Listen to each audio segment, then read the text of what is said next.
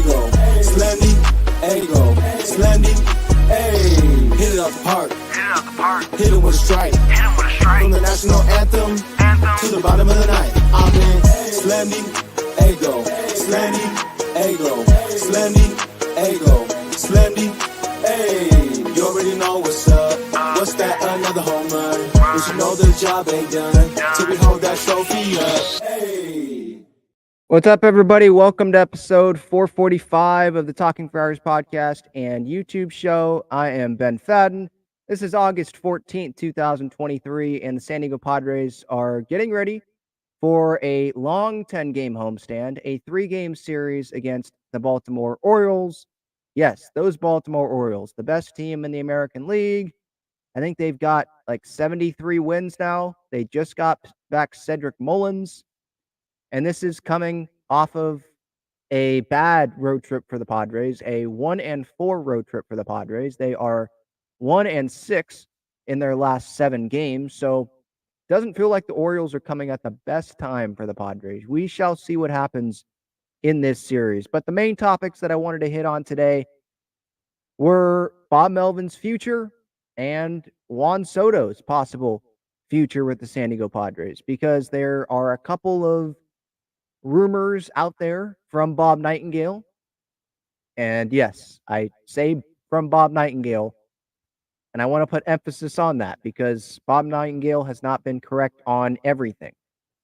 And I want to also put Bob Nightengale out there because it's not a San Diego beat writer reporting this. This is a national reporter reporting this. So take it with multiple grains of salt, a lot of grains of salt, whatever, but it's still out there. And Bob has gotten some things correct in the past. And it's a national report. It's an interesting reports, I should say, about the San Diego Padres. And so, obviously, Padres fans, we're going to talk about them. The tweets that I sent out last night about the information Bob Nightengale put out, there's like 100,000 people that have seen it. So there's obvious interest in it. And so I'm sure that there's going to be a lot of thoughts in the comments, in the chat about this. If you want to join the show and give your thoughts, you can click that link that's pinned up at the top of the chat. As always, I love giving Padres fans the opportunity to join the show because I don't want it to feel like it's me talking at you. I want it to feel like it's me talking with you.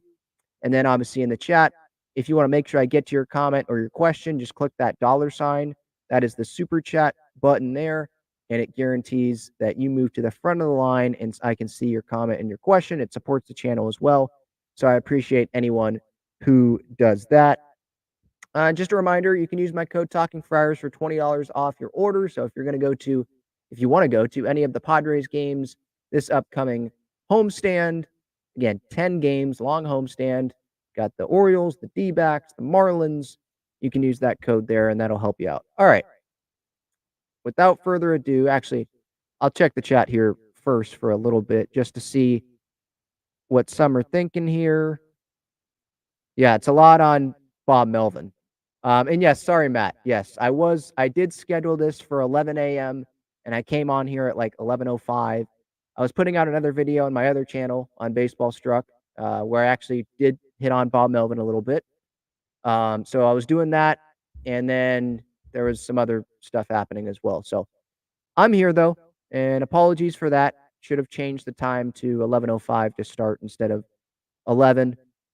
Okay. Let's get to Bob Nightengale and his reporting. Should we start with Juan Soto or start with Bob Melvin and Ryan Flaherty? Let's start with Ryan Flaherty because that's the title of the show. So I'm going to lead off the show with Bob Melvin and Ryan Flaherty. So this was Bob Nightengale in his Sunday notebook.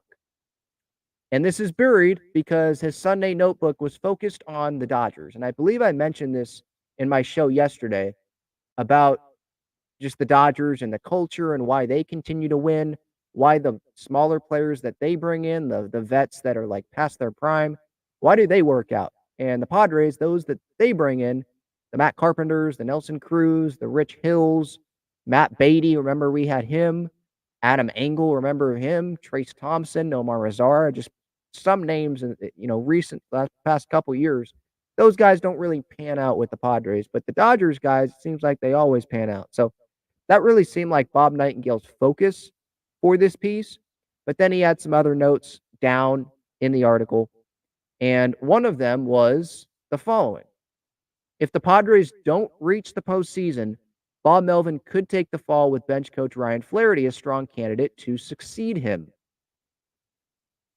And yes, over 100,000 people have seen this on Twitter, or X is what some people want to call it now.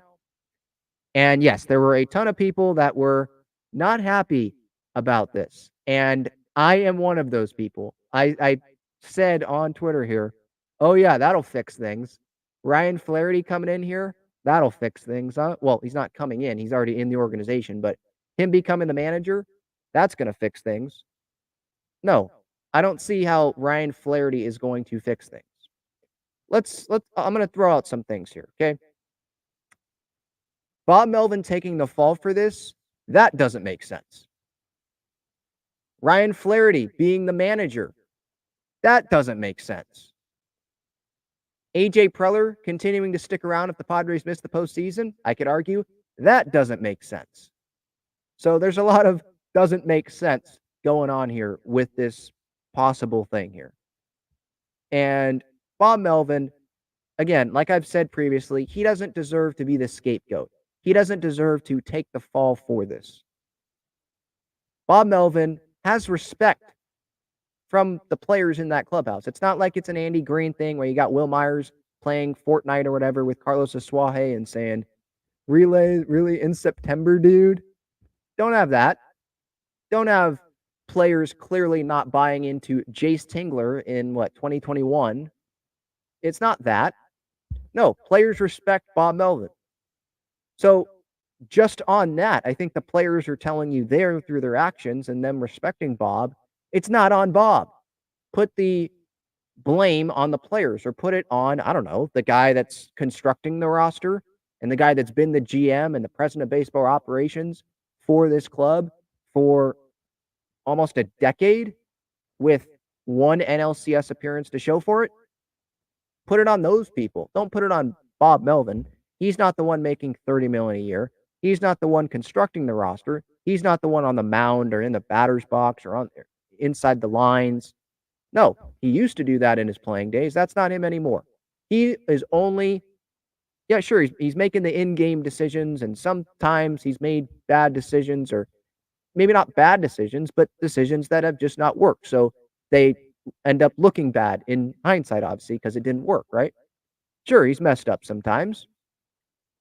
But there's been a lot more messing up, I think, with AJ Preller and his roster construction, and messing up with the players, underwhelming, not doing their jobs, right? And again, I keep going back to that question of, okay, if Bob Melvin goes, who are you bringing in that's going to be better than Bob Melvin? And Ryan Flaherty is not that. Ryan Flaherty is not the answer to the San Diego Padres winning a World Series. And if AJ Preller really thinks that Ryan Flaherty is the answer, then fire Bob Melvin right now. Let Bob Melvin go and give Ryan Flaherty this chance for the rest of the year to see if he can manage. Because hiring him, if you let Bob Melvin go at the end of the year and hiring him, you're giving him a whole new contract, right? And you're giving him probably the whole 2024 season. Can the Padres afford to do that if Ryan Flaherty's not the guy? And I don't want Bob Melvin to take the fall. I don't think any of this should happen. But if the Padres really believe that Ryan Flaherty is the guy, I guess maybe not the Padres believe, but AJ Preller, because that's the only guy that really matters, because he can convince Peter Seidler to do anything pretty much. If AJ believes that, then let go of Bob Melvin and see if Ryan Flaherty can do anything this year as the manager. And if he can, then AJ is probably going to keep him. But if he can't, at least you're not wasting all of 2024 as well. Because this year, I don't see them making the postseason. So, I mean, I saw this point being floated out there on social media. I want to give this guy credit because I thought this was pretty brilliant. This would be pretty brilliant of Peter Seidler to allow this to happen, or have this happen. William on social media last night. Fire Bob Melvin tomorrow morning, announce Ryan Flaherty as interim manager, let him run the team completely into the ground this season, fire AJ Preller in October, hire David Stearns as the president of baseball operations. So Peter Seidler, maybe if he doesn't want AJ to continue running the team, you let him fire Bob Melvin because you don't see this team going anywhere, and you think that Bob Melvin's going to be fired by AJ anyway at the end of the year. And I don't want this to happen to Bob Melvin, but just think about this. If Seidler doesn't want AJ here long term, he can have AJ run himself out of the organization by saying, okay, Bob Melvin, you want him fired? All right, there you go. Sure, you want Ryan Flaherty to come be the manager, test him out? Okay, cool. You're not signing him to a long-term deal, but okay, we'll allow him to be the interim manager. That ends up failing, and then Peter Seidler's like, well, you just fired Bob Melvin, the guy that just led us to the NLCS last year. You then had a guy with no actual permanent managerial experience come be the manager. You gave up on Bob Melvin in August of this season. You bring Flaherty in. You have Flaherty be elevated, even though there's Mike Shield on the coaching staff, right? There's Matt Williams on the coaching staff. And you have Ryan Flaherty run it. That doesn't work. You've had all of this time to go get us to the World Series. It hasn't happened. Your trade deadline sucked. At least that's what the results look like right now. Your trade deadline didn't work out. And just look at the results. The results should speak louder than, again, AJ's relationship with Seidler and all that. So Seidler be like, okay, AJ, you're gone. Flaherty's gone as well. You guys can enjoy each other's company. And I'm going to go hire David Stearns. And I think David Stearns, does he want to be with the Padres if AJ is gone? I don't know the answer to that, obviously. We don't know the answer to that. There's a lot of talk about him going to the New York Mets because I believe that's the team that he grew up rooting for as a kid and grew up in that area. So that would make more sense probably. But there's also Billy Epler there. And so does he want Billy Epler there as well? Where with the Padres, he could have full say on pretty much everything. Or he could, be smart about this, unlike AJ, it feels like, at some times. And he could be the top guy and actually let people under him, do their jobs. What a concept, right? It's a wild thing that was thrown out there, but I did see that and was like, wow. I mean, yeah, just let AJ do what he wants and then fire him at the end of the year. And you bring in someone. It doesn't have to be David Stearns, but maybe if Theo Epstein sees AJ's gone and he's like, well, I believe in some of the talent that's on this team. Got an owner that actually cares. I'll sign up for this.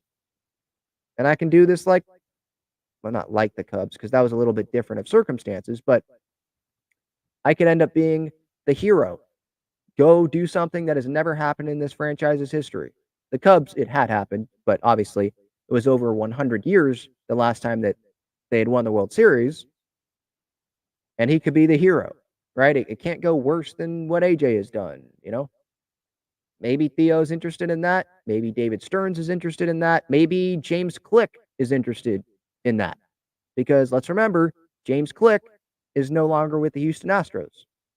I think he's an advisor, with the Blue Jays. Could be wrong on that, but I think that's where he is right now. I don't think it's going to happen. I think AJ stays, but I'm just throwing it out there. I saw that yesterday and was like, that's really intriguing for sure. So yeah, going back to the Bob Melvin, Ryan Flaherty thing, it would not be a surprise if AJ Preller did this. Because what we've heard is AJ and Bob, they don't get along together. They don't see eye to eye on everything, which I don't think that's necessarily a bad thing. But it feels like Bob's just tired of this. And feels like Preller's going to continue to run this organization. It's like Brian Cashman with the Yankees, regardless of what happens. And Brian Cashman's actually been better because his team actually makes the playoffs pretty much every year. Probably not this year for the Yankees, but you get what I'm saying. But he's been there forever. And it feels like that's going to be the same thing with AJ Preller with the Padres and Peter Seidler, as long as he is the chairman of this ball club. AJ, he hired Ryan Flaherty. And Ryan Flaherty is a former teammate of Manny Machado's. It seems like they're really close. And so hiring Manny's guy to be the manager, it would make sense. Hiring a guy that doesn't have managerial experience except on an interim basis for like 1 or 2 games, I forget how long that was. Less than 5 games there, I think last season. Hiring someone like that, he's done it before. Jace Tingler, Andy Green, don't know what it is with AJ, but he wants to hire guys that don't have a lot of experience. He wants to hire those out-of-the-box guys. And let's remember, AJ denied Ryan Flaherty access to the New York Mets. He denied him of the opportunity to go be the bench coach for the New York Mets, to go interview for that New York Mets job. Why would he do that? Unless he thought very highly of Ryan Flaherty and thought, maybe when Bob Melvin's done, maybe I could have Ryan Flaherty be the manager of this team. And because things are going bad, maybe he'll go to Peter Seidler and be like, look, we got to make a change. And Peter's not going to get rid of AJ.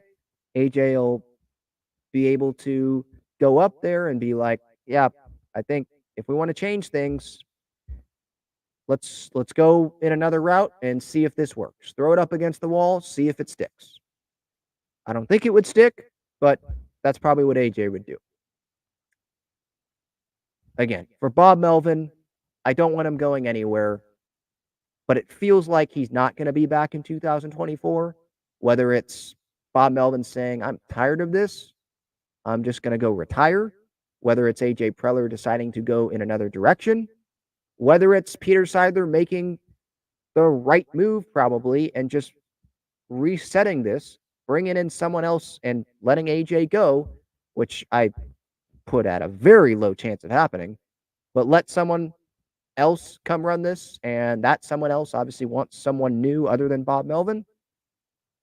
Whatever happens, I don't think Bob Melvin's going to come back next season, but I wish he would, because I don't think this is on him. I put this more on AJ. I put this more on, I don't know, the guys that are making more money than we'll ever see in our lifetimes, not doing their jobs up to the level of expectation this season. That's who I put it on. But yeah, if the Padres don't reach the postseason, Bob Melvin could take the fall with bench coach Ryan Flaherty, a strong candidate to succeed him. That would suck if that actually happened. If Ryan Flaherty became the manager, and it's nothing really against Ryan Flaherty, it's just that I don't think Bob Melvin deserves it. And I don't think AJ Preller deserves to hire another manager. And if Bob Melvin, who the players like, this isn't a Jace Tingler, Andy Green situation.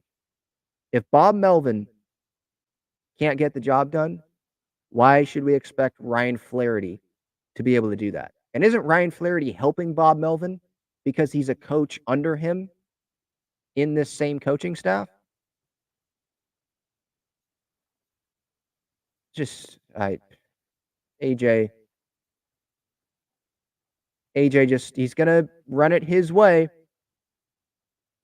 And man, I sure hope this doesn't happen, but I'm not going to be shocked if it does, because we've seen it before. AJ going out, getting rid of the experienced manager and going in and bringing in his guy.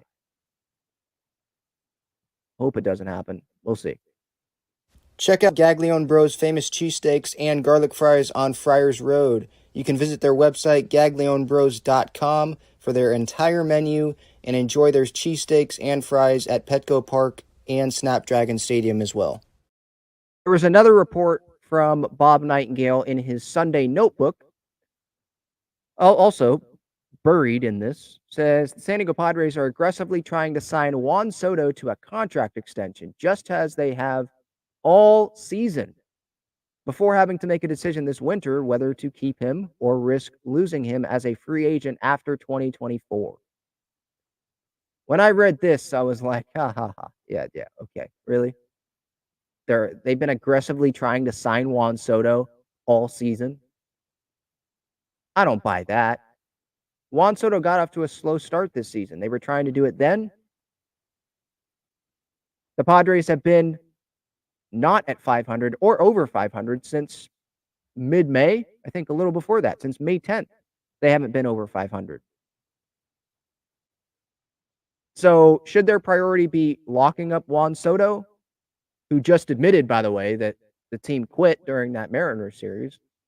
Their expectation, their priority should be to try to get a contract extension done during the season with Juan Soto. Isn't that supposed to be more of an off-season thing? I want Juan Soto focusing on trying to help the team win every day. I don't need him focused on contract offers. I don't need his agent, Scott Boras, to be focused on that and maybe talking with Juan about that. I don't need that. I want that to be an off-season thing. I want the full priority to be on winning baseball games. And I'm not going to say that Juan Soto's priority isn't that. But if this is true, again, it's from Bob Nightengale, so take this with multiple grains of salt. Might not be true. But if it is, I don't know. I just don't feel great about they're aggressively trying to sign Juan Soto to a contract extension in season when he's not a free agent till after next season. And in the offseason, they'll have plenty of time to talk to Juan Soto about a contract extension. And they'll have plenty of time to talk about whether they should deal him before he reaches free agency or sign him to an extension or let him walk after 2024. There'll be time for that. But is the time now? No. I don't think the best time for that is now. Now, them talking about a Juan Soto extension at any point in time before he reaches free agency, obviously, that should not be a surprise.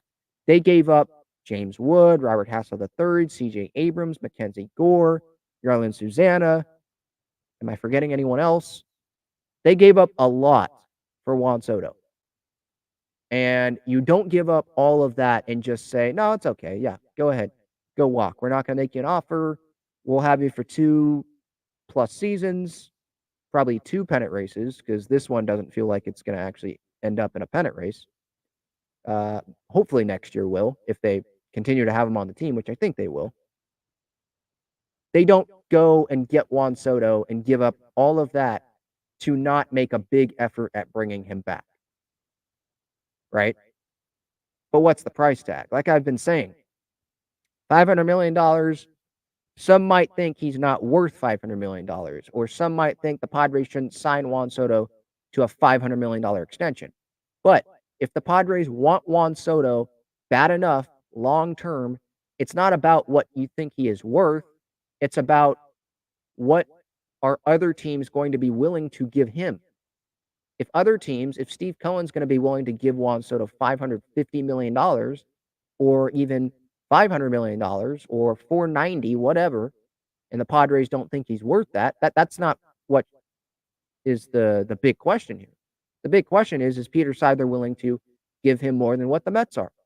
Because it feels like Juan Soto, with a Scott Boras being his agent and all that, it feels like Juan Soto would go to the highest bidder, like Carlos Correa. I know there was the medicals and all that, which was very rare and something that we have never seen before, where he signed with 3 different teams and then ended up going back to the Minnesota Twins, obviously, for much less than his original contracts. But it feels like a Carlos Correa thing where if that team is a contender, and if Juan Soto thinks that team is going to be a contender, then he's going to go sign with the highest bidder. That's what it feels like. And if the Padres don't have success this year, which doesn't seem like they are going to end up having, and if they don't go deep next year, then does Juan Soto want to be here long term? We don't know what his relationship is like with other guys in that clubhouse, because it is out there, right?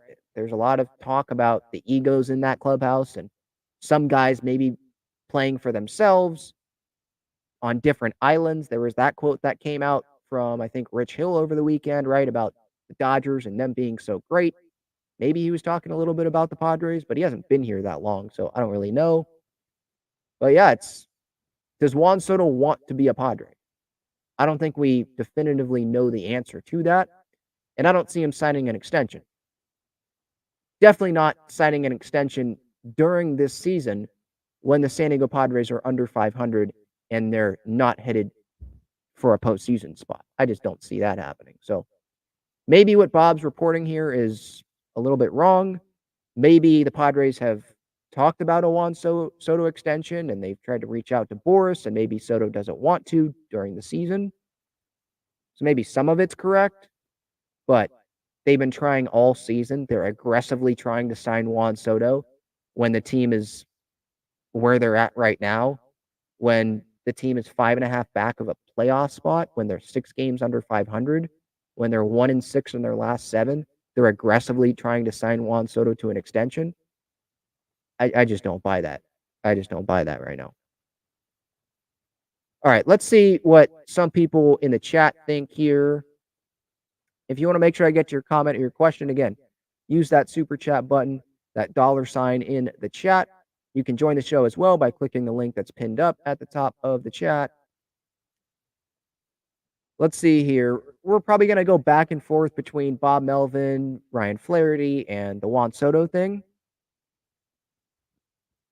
Devin First here says Ryan Flaherty is not the guy to replace one of the most respectable managers in the game. AJ is the real culprit. He has to leave, no question about it. Yeah, but will Peter Seidler show AJ the door? I just don't think so. We can, and I'm going to continue to think that AJ should be gone if they miss the postseason, and he's the common denominator and all that. But what matters the most is Peter Seidler, and Peter Seidler thinks AJ Preller is excellent. So that's where we have the issue there, right? We can love Peter Seidler for spending the money and being a fan and really caring about the Padres, but feels like he does have that AJ Preller blind spot, and he really trusts him. Now, he has more of a personal relationship with AJ. He knows, obviously, what goes on inside that organization more than fans do. Obviously, he's the owner of the team. But results have to speak louder than anything else right now. And the results are AJ Preller has 1 NLCS appearance. And that's in the middle of a collapse in 2021. And in 2023, probably is going to end up as the most disappointing season in San Diego Padres history. Matt says, Ryan Flaherty isn't the guy for anything. He was a dreadful player for his entire Orioles tenure. Yeah, but there have been successful managers in baseball that didn't have this amazing big league career, right? I think of Alex Cora. Is he going to be a Hall of Famer? No, but I think he's regarded as one of the better managers in baseball. Bruce Bochy, did he have a Hall of Fame career? Right? Like, there are guys that I can point to. Bob Melvin's been successful as well. Did he have this amazing big league career? Sure, he played, but he wasn't Yadi Molina or anything like that. So, there's plenty of guys that played, weren't tremendous, but have been successful managers. So I don't want to bring Ryan Flaherty's playing career really into this. It's just more like it feels like he's Manny's guy, and the relationship they had with Baltimore probably plays into that as well. And Preller hired Ryan Flaherty. He denied Ryan Flaherty to go talk to the Mets. So you take those signs and it's like, well, would it really surprise you if Preller goes and has Ryan Flaherty be Bob Melvin's successor? Not a whole lot. It would be disappointing. I don't think it should happen, but it wouldn't be surprising if AJ did it. But I don't think it makes sense. Devin says, this is another Preller dilemma all over again. Scapegoat the manager and hire yet another yes man in the office in order to not oppose AJ Preller. Yep.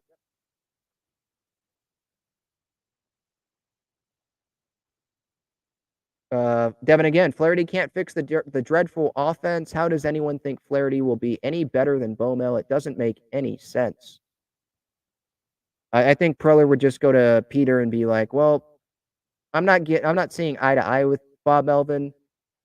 Obviously, we didn't make the postseason this past season. I think we should have a change. And I believe in Ryan Flaherty. And Peter Seidler believes in AJ Preller. So if AJ is going to tell Peter, I believe in this guy, then maybe Peter's going to allow Preller to make another managerial hire. Again, I don't think that's the right thing, but maybe that's what Peter believes is the best thing for the Padres to do.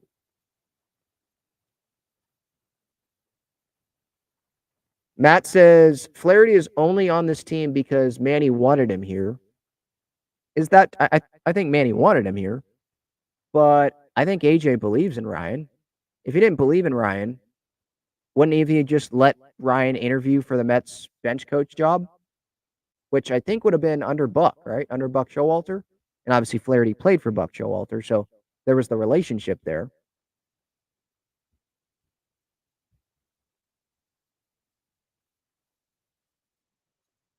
Greasy Strangler says this season has been the most disappointing of all from a fan standpoint. Yeah, I can agree. Did anyone see Kevin Acey's chart? I posted this on my Twitter, where my Padres content is at Talking Friars. My personal stuff is at BenFaddenSD for anyone that didn't know. But Kevin Acey, obviously, he puts out that Padres Daily newsletter, and he put out a chart. He's done this, I think, numerous points this season. But there are a ton of games that he puts here where the Padres had leads and just like really disappointing losses where it's a lot of missed opportunities. April 4th against the Diamondbacks, Padres led 5-1 in the 5th inning, lost 8-6. April 13th against Milwaukee, Padres tied the game in the 8th, lost 4-3 in 10 innings. May 6th and 7th against the Dodgers, lose both of those games. May 10th and May 11th against the Twins, Padres tied the game in the 8th, took the lead in the 10th, lost 4-3 in 11. Next day, Padres score first, regain the lead twice before the Twins go ahead in the 7th and win 5-3. The 27th against the Yankees, Padres come back, take the lead in the 7th. They lose 3-2 in 10 innings. Later in that road trip against the Miami Marlins, Padres led for 6 innings before the Marlins scored both their runs in the 9th for a 2-1 victory. Then we go to June 11th against the Rockies in Colorado. Rockies tied in the 8th. Padres retake a lead in the 9th in position, but the Rockies win 5-4 with 2 homers in the 9th. The 19th, 20th, and 21st, 3 days in a row against the Giants. Giants score 2 in the 9th, then they score 3 in the 10th to win. Giants score once in each of the final 3 innings on the 20th. They win 4-3. 21st, Giants take advantage of a controversial call at the plate and hold on for a 4-2 victory. We go to the Pirates series, the 29th. Padres come back with 3 runs in the 7th for a Pirates come back with 3 runs in the 7th for a 5-4 win that completes a sweep. That was the Tim Hill game where Padres had a lead, throws it down the line, couple runs score, game's tied, and they end up losing that game. Then the Cincinnati series, right, where there was the fight that they showed. They tie the game in the 9th, take the lead in the 10th, take the lead in the 11th, and then they end up losing 7-5. We go to the Phillies series where there were opportunities there, and Bryce came through with the big hit for the Phillies again, and just the bullpen kind of imploding there. And then Pittsburgh at home, July 26th, Padres they have a 3-2 lead, bases loaded with 1 out. They were down 3-2. That's right. Down 3-2. And then there were a couple quick outs. Grish, I believe, struck out to end that game. Like, they gave you hope. They were teasing you just like they have all season long. Oh, there's the talent. Oh, they have a really good game. And then they collapse at the end. They can't continue to play well, right? The Dodgers games, obviously, that Friday Dodger game where they had a lead. Then they had a 5-0 lead on that Monday game. They lose that. And then the latest one, comes in the series finale, obviously. Yesterday, Padres go up 3-0 in the first, and they lead 4-2 with 8 outs to go, and then they lose to the Diamondbacks. That is a ton of games there. And maybe you guys probably didn't want to hear all of that, but that brings back a ton of bad memories from this season. That's just this season. That's a lot of games. If they would have been able to just hold leads on like half of those games, they'd be in a postseason spot, maybe.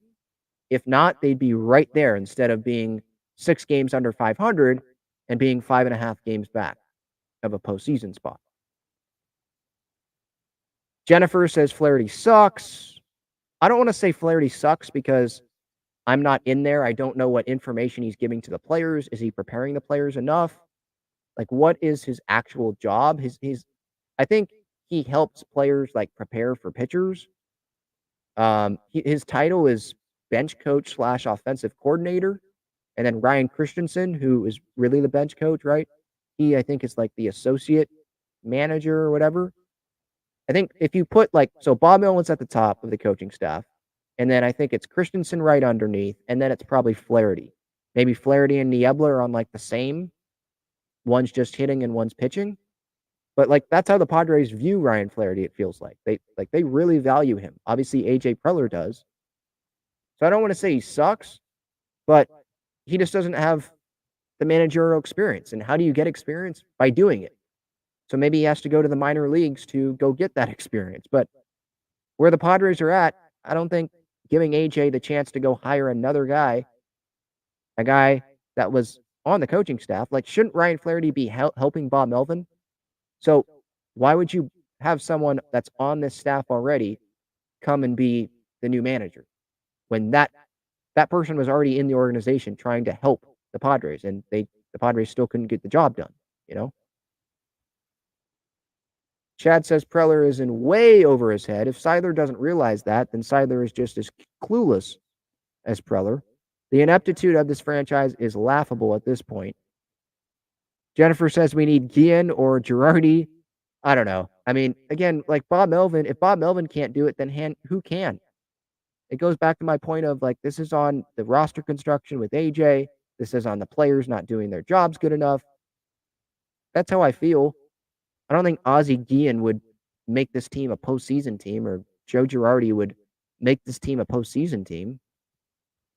There's probably a strong argument against Joe Girardi because when he got canned from Philly, Rob Thompson led his team to the World Series.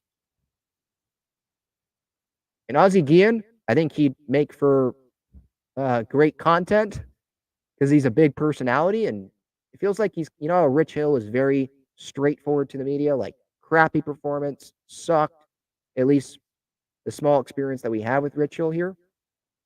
And the quotes that we see, Padres don't, let me in the clubhouse or anything like that, or, they don't allow me to have a credential. So I'm just reading what every other Padres fan is. What we have seen from the Padres and Bob Melvin, again, I go back to the players. It seems like they like Bob Melvin. And Ozzie Guillen, that would change everything around.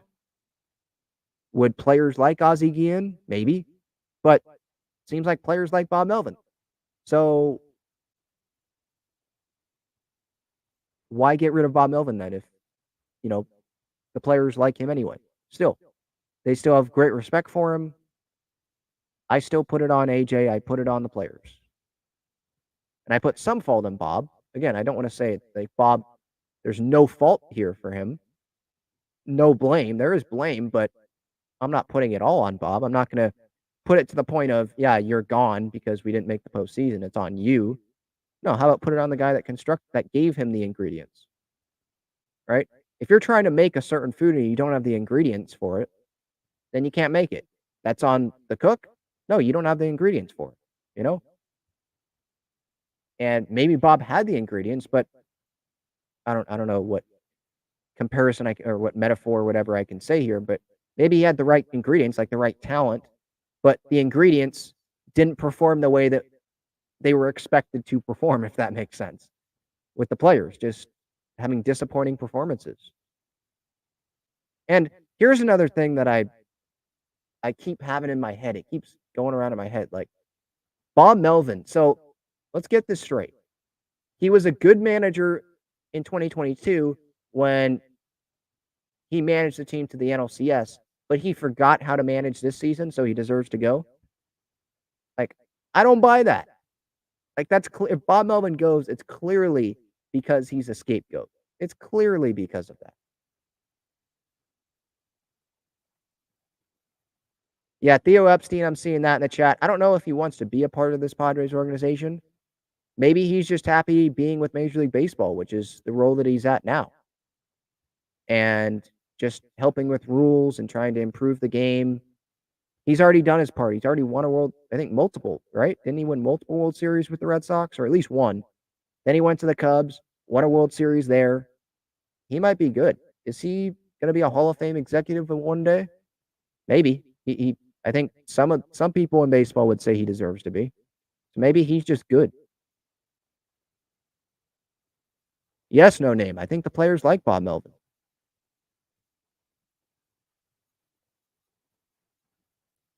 All right, I'll get back to the chat here after this break. I want to tell you about the best and easiest way to play fantasy sports. It's Underdog Fantasy. They have great pick'em games and best ball tournaments. In pickup games, just pick higher or lower on 2 to 5 players' stats, and you can win up to 20 times your money in a single night. You can go cross-team, cross-league, and even cross-sport. Best ball revolves around the draft, which is what every fan loves the most about fantasy, and it eliminates the hassle of having to manage your roster all season long, resulting in a fun and easy fantasy product. How does it work exactly? You enter a contest where you participate in a snake draft against other users. That lineup that you drafted competes against every other draft in the entire contest. The better the combined performance of your team, the more money you win. After your lineup is all played, Underdog will take the best performing players and automatically set them as your starting lineup. That's it. No waivers, no trades, no worrying about who to start or sit. After you complete your draft, your part is done. Underdog Fantasy offers best ball in a variety of ways, including daily contests, weekly contests, playoff contests, and season-long contests. You can either enter into these and compete against thousands of other entrants for huge prizes, or, if you'd like, you can enter into a private draft with friends and family to compete for a smaller prize pool. Underdog keeps it super simple with their easy-to-use website and mobile apps. Sign up now by clicking the link in the description or by using the promo code TALKINGFRIARS, and you'll double your first deposit up to $100 in bonus cash when you make your first deposit of $10 or more. So if you deposit $100, you get $100 free. If you deposit $10, you get $10 free. All right, back to the chat here. Matt says, fire Bob Melvin and have Hader manage since he never pitches and manages himself anyway. Yeah, that might be one of the issues as well. But I guarantee you that Bob Melvin's not sitting there and being like, yeah, I'm looking at all, because I do see, I'm not talking to you, Matt, but I'm just seeing some people on social media, they want Bob Melvin fired. They don't think he knows what he's doing sometimes. I guarantee you he's not looking at his bullpen chart or whatever they use, and he and Ruben Niebler are sitting there and being like, Josh Hader's available. Yeah, not using him. Nope, I want to go to Luis Garcia. He's not doing that. I think Josh Hader has limitations on him. I think that he has probably told the Padres, like, if you're going to pitch me, please try to pitch me in a closing situation, pitch me in the 9th inning, or let me know before the game that I'm going to pitch in the 8th inning if it's a tie game or something like that. Like, let me know. Don't just call the bullpen in the game and say, you're up in the 7th inning, Josh, or you're going to pitch multiple innings tonight. I think, yes, he has restrictions on him. And he's also, a free agent at the end of the year. And he probably sees the same thing that we do. This Padres team's not going to go the whole way. So he's probably looking out for his future, because he doesn't want to get hurt, lessen the chances of him getting hurt.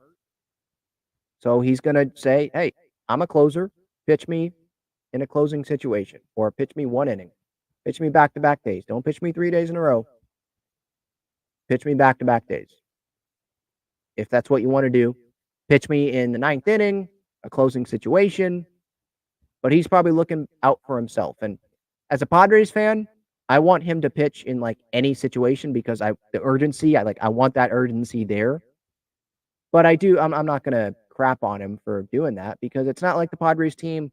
This Padres team is 1 game back of a postseason spot. If they're there and he's still doing this, then yeah, that's probably an issue. But they're 5.5 games back. I think the Padres, they got to get to him more. Give him more closing situations.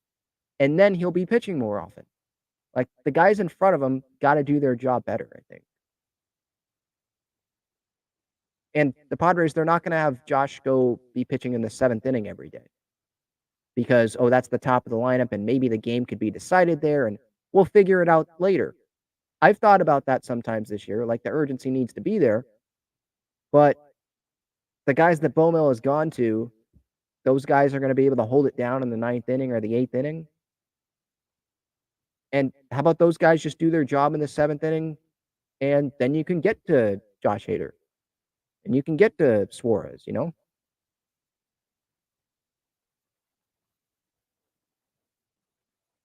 Ocean View Coffee Crew asks, why did we load up on the designated hitter spot instead of stacking the bullpen? Well, they did acquire Scott Barlow at the deadline, and they needed a DH. They needed them because the DH position was Matt Carpenter and Nelson Cruz a lot of this season, and Matt Carpenter has not played in weeks, and he's not. Don't think that Matt Carpenter is going to have an at bat here. That would be unfair to Matt Carpenter at this point, and expect him to come and do really well. He's going to need like a new spring training to be ready because he hasn't played in weeks. So yeah, you're putting yourself in a tough spot if you're Matt Carpenter, or the Padres are putting you in a tough spot, I should say. If they're expecting you to come up in the 8th inning in a big spot and go deliver when you've been sitting on the bench for weeks, you know? So I think they're just waiting till the offseason. They're going to use him as a mentor. They're okay playing with 25 guys, and they just think that the guys that are on this roster, they've got to play better. And their roster is constructed with not a lot of bench options actually going and impacting the team every day, right? Juan Soto's not going to be on the bench. Tatis isn't going to be on the bench. Manny's not. Bogart's not. Cronenworth's not. Kim's not. Like, that's a lot of pieces that they're just, you're not going to have them on the bench. So they probably don't feel the need to have an actual guy, have Ben Gamel or whoever, someone like that, be up at the big league level. And so they're fine with having Matt Carpenter sit there. And then in the offseason, they will probably try to package him in a deal to see if they can get out of that salary for 2024. That's what they're waiting on, I would think. Because if not, then they would just not have him on the team, I would think.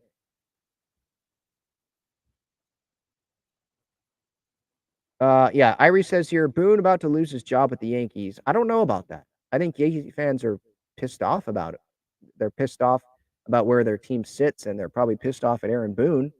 They're pissed off at Brian Cashman because he didn't really do anything at the deadline for them. But I don't know. It feels like there's been a lot of injuries there, and Brian Cashman doesn't look like he's going to be going anywhere. Seems like he has a job for the rest of his career with the Yankees as long as he wants to do it. And sure, like the Yankees, they might think that they can bring in someone better than Aaron Boone, but is it more on Aaron Boone or is it more on Brian Cashman and their roster construction? You know, it feels like it's kind of the same question as with the Padres. Is it more on Bob Melvin or is it more on the players not doing their job, some injuries, and AJ Preller's roster construction?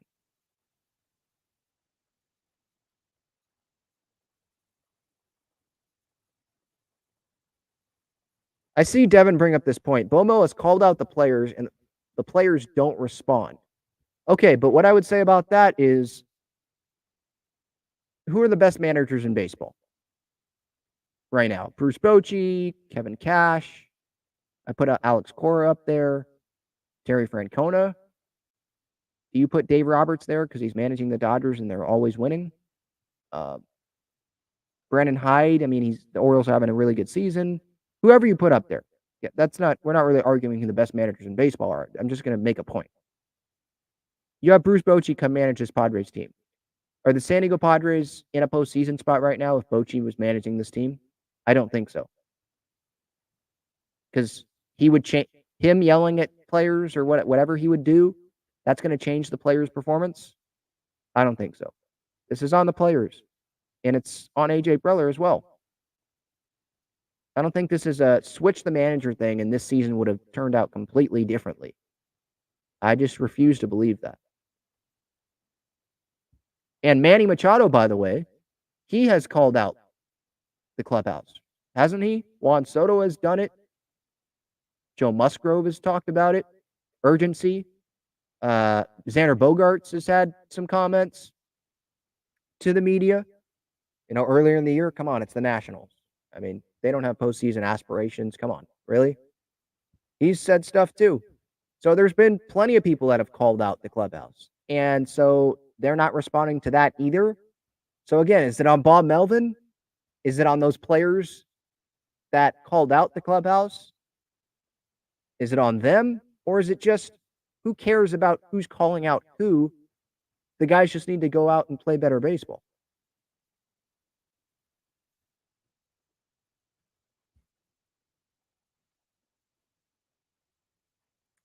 Chad says, I've been numb since that series in Cincinnati.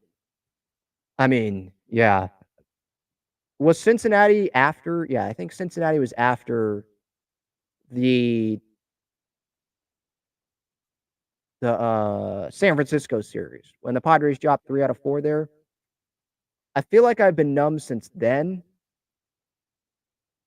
I don't think I was numb when Mookie hit that home run off of Hader and they won that game, and then everything that happened after that. I mean, because that was really early on in the season, and there was definitely still way more hope then than now. But there's been, I could point to games way back, like since then, where it's like, wow, there's some bad signs here. I mean, if we're being honest, there were bad signs in spring training where Xander Bogaerts was telling Ben and Woods, like, yeah, even though my numbers aren't that bad in a certain spot, I think it was like the 2-hole or whatever.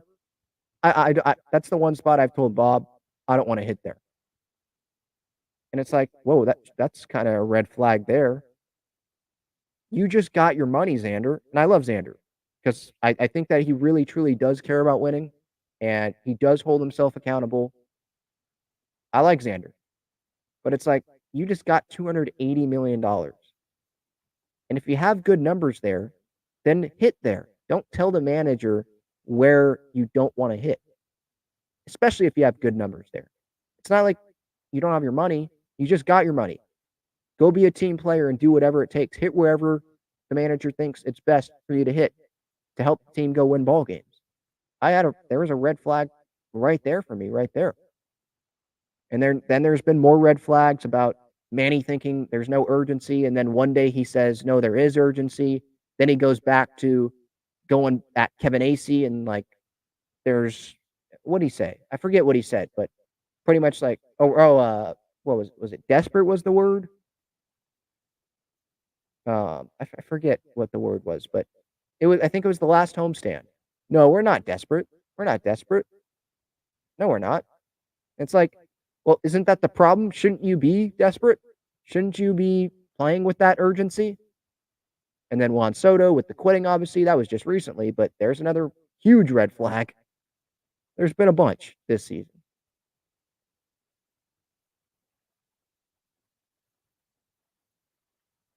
Just continuing to go through the chat here.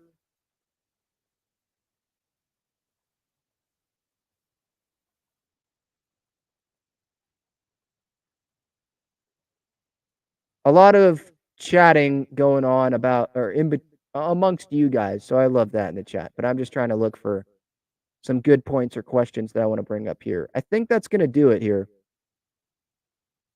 Yeah, I mean, I could preview. You want me to preview Padres Orioles here for a little bit? I can do that for a couple minutes, but I mainly got out my main points, got some stuff off my chest that I wanted to with you guys about the Padres and Soto and Bob Melvin, Ryan Flaherty. I think that would be stupid if Ryan Flaherty ends up being the manager of this team. But if AJ Preller's still here, I'm not going to count that possibility out, and I wouldn't be shocked by it. Again, I think it would be stupid, but I wouldn't be shocked by it. All right, Padres and the Orioles tonight. The Orioles, they enter today 73-45. They're 7-3 in their last 10 games. They have just won a couple games in a row against the Seattle Mariners, and they just got back Cedric Mullins. So I'm sure that's going to be fun to face Cedric Mullins in this series, huh? Here are the pitching matchups. At least these are the expected pitching matchups in this series. Grayson Rodriguez for Baltimore, Yu Darvish for the Padres tonight. Flaherty tomorrow against Michael Wacha. Michael Wacha returning from the IL. He's been out for a while. We'll see how effective he is. And I wouldn't expect him to go 6 or 7 innings. And then on Wednesday, it's going to be Dean Kramer against Blake Snell. So Wednesday feels like a must-win game. I mean, all of these do. And I know fans are going to keep saying that, in the comments and all that. Today, all of these games are must-win because of the hole that they keep digging. They're technically all not, right? But the urgency certainly needs to be there. If they get swept by Baltimore, if they lose 2 out of 3 and other teams ahead of them have good series, then they could be in serious trouble. And then on top of it, if they don't have a good series against the D-backs, if they lose like 5 out of 7 combined against the D-backs and the Marlins, then the season's over. I think a lot of Padres fans still think the season's over.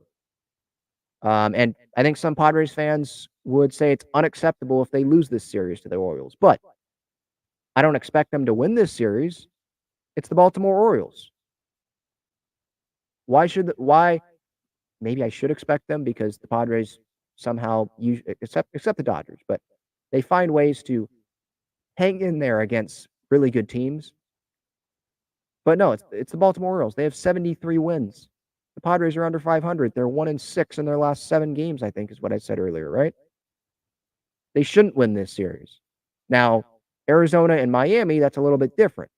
But the Orioles, they shouldn't win this series. So I will be happy with taking 2 out of 3 and then play really good baseball the rest of the homestand against Arizona and Miami. If they want to go make that push to get back in the wild card race. Because right now, it doesn't feel like they're even in the wild card race. Because they've got 3 teams ahead of them, and then Miami. So 4 teams. You're in the race when you're like Arizona. You're 2.5 back. The Padres are 3 back behind that. 5.5 back. There's still a little bit of separation there. So I don't think they're in it. They got to get back in it. All right.